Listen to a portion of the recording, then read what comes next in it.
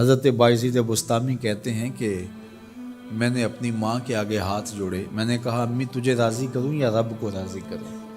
تو اپنے حق مجھے معاف کر دے، اللہ کو میں راضی کر لیتا ہوں۔ ماں نے کہا جاؤ پتر میں اجازت دیتی ہوں۔ گئے جنگلوں میں ذکر و فکر میں لگے رہے، تنہائی میں اس کو یاد کرتے رہے، دن رات ذکر کے چراغ روشن رکھے۔ 12 سال گزر گئے حق کی تلاش میں۔ ایک دن واپس بستام کے قریب سے گزر رہے تھے، خیال آیا چلتے چلتے ماں کو سلام کر جاؤں۔ دروازے کو دستک دینے لگے تو اس خیال نے ہاتھ روک لیا کہ ساری زندگی ماں کو سکھ تو دیا کوئی نہیں، اب دکھ بھی کیوں دینے لگے ہو؟ رات کا ایک پہر بیت گیا ہے، سردیوں کی لمبی رات ہے، ماں بستر میں لیٹی ہوگی، تیرے لیے اٹھے گی، دروازہ کھولے گی۔ دروازے کے ساتھ ہی لگ کے بیٹھ گئے اور ساری رات کاٹ دی، اس خیال سے کہ ماں کو تکلیف نہ ہو۔ جب سحری کا وقت ہوا تو اندر سے جو نالی آتی تھی اس نالی سے پانی آیا، سمجھ گئے میری ماں تہجد کے لیے اٹھی ہے اور وضو کا پانی ہے، تو فوراً دروازے پہ دستک دی۔ اندر سے آواز آئی بیٹا بایزید میں ابھی آئی۔ مائیں بیٹوں کے دستک کے انداز سے جان لیتی ہیں یہ کس بیٹے کے ہاتھوں کا لمس ہے۔ 12 سال کے بعد آئے، دستک دی، کہا بیٹا بایزید میں ابھی آئی۔ ماں کی تو نگاہیں ہی دروازے پہ رہتی ہیں۔ اللہ اکبر۔ کہتے ہیں کہ ماں نے دروازہ کھولا، 12 سال جنگلوں کی خاک چھانتے بیت گئی تھی، پراگندہ صورت، بکھرے ہوئے بال، پھٹے ہوئے کپڑے۔ میری ماں کی جب نگاہ میرے پہ پڑی تو اس کی چشمان سے موٹے موٹے آنسو ٹپکنے لگے اور اس نے ایسے ہاتھ پھیلا کے کہا مالک میرا بیٹا بایزید تیری طلب میں نکلا تھا، تو نے ابھی تک اسے اپنا قرب نہیں دیا۔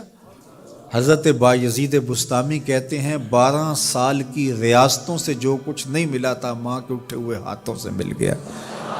میں نے کہا مالک میں تجھے کہاں ڈھونڈ رہا ہوں، تو کہاں موجود ہے؟ تو ماں باپ کی رضا اللہ کی رضا کا دروازہ کھولتی ہے۔ جن لوگوں کے ماں باپ ناراض ہیں اور وہ جا کے پیر صاحب کی خدمت کرتے ہیں اور میاں ماں کے قدم چومو، باپ کی ٹانگیں دباؤ، ان کی خدمت کرو، تمہارے پہلے مرشد وہ ہیں، ان کو راضی کرو، پھر کسی شیخ کامل کی صحبت میں آنا، دیکھو کیسے دل کی بند کھڑکیاں کھلتی ہیں۔ ایک مرشد تو ناراض کر رہا ہے اور دوسرے مرشد سے تمہیں کیا ملے گا؟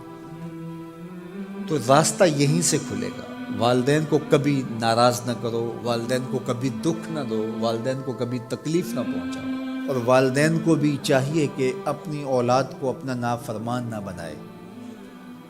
ایک بزرگ فرماتے ہیں کہ مجھے برابر 30 سال ہو گئے ہیں کہ میں اپنی اولاد کو کوئی حکم ہی نہیں دیا، کوئی حکم نہیں دیا۔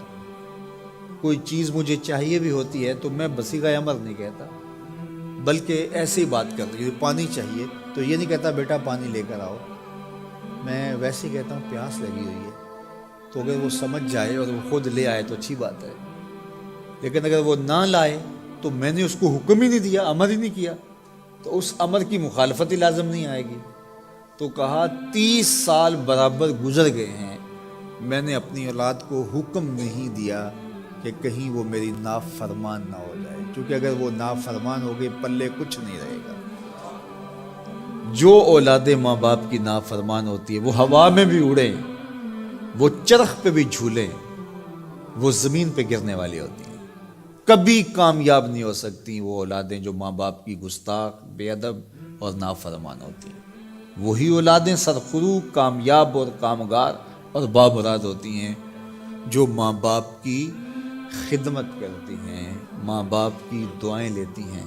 وہ ایک بچہ ماں باپ کے پاؤں دبا رہا تھا، تو ایک بچہ ایک بر اعظم میں، دوسرا دوسرے بر اعظم میں، تیسرا تیسرے بر اعظم میں بڑے بڑے کاروبار کر رہا تھا۔ تو کوئی اس کا دوست ملنے آیا، اس نے کہا کہ اس نکمے کو بھی کہیں بھیج دو، فلاں جو ہے وہ یورپ میں ہے، فلاں امریکہ میں ہے، وہاں اتنی بڑی کمپنی اس نے کھولی ہوئی ہے، اس نکمے کو یہاں بٹھایا، اس کو بھیج دو، یہ تو نکمہ کسی کام کا نہیں۔ کہا یہ نکمہ ہی تو میرے کام آ رہا ہے، یہ نکمہ ہی تو میرے کام آ رہا ہے۔ تو اولاد خوش نصیب ہے کہ اپنے ماں باپ کی خدمت کرے اور ان کے ساتھ حسن سلوک کرے۔